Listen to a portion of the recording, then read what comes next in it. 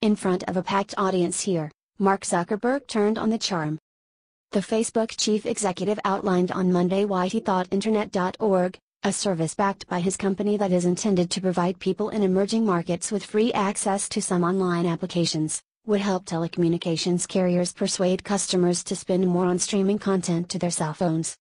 The service, which is now offered in countries including Paraguay and Zambia, allows individuals to access Facebook and a limited number of other applications free. Carriers hope that this access, often the first time that people have surfed the web, will lead them to spend money on separate data packages.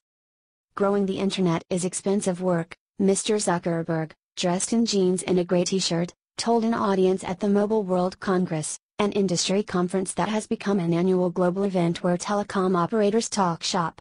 The only way to accelerate that is to help operators to grow their business. Mr. Zuckerberg's words are part of efforts to quell growing disquiet among some carriers, particularly in Western countries, who say that Facebook, Google and other internet companies are taking unfair advantage of carriers' mobile networks. Industry executives say that these internet services, which are used by billions of individuals each day, do not invest in the costly infrastructure required so that people can access applications on their smartphones.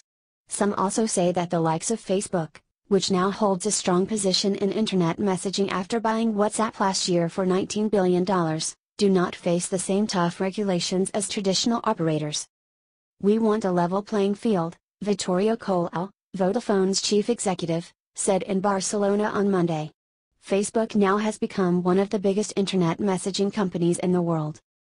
Mr. Zuckerberg tried to assuage these concerns, saying that Facebook helped drive extra revenue to carriers because people were willing to pay extra to access online services. The business of operators used to be voice and messaging, but that has shifted towards data, Mr. Zuckerberg said. Apps like Facebook drive data usage, and that's the future of the business. And after Google announced earlier on Monday that it was working on partnerships with carriers to offer its own mobile services, Mr. Zuckerberg reiterated that he would be willing to work with the search giant on potential deals, primarily in emerging markets. Both Silicon Valley companies have announced projects, including blimps equipped to provide Wi-Fi access to the internet across broad areas, that are intended to bring online services to developing countries.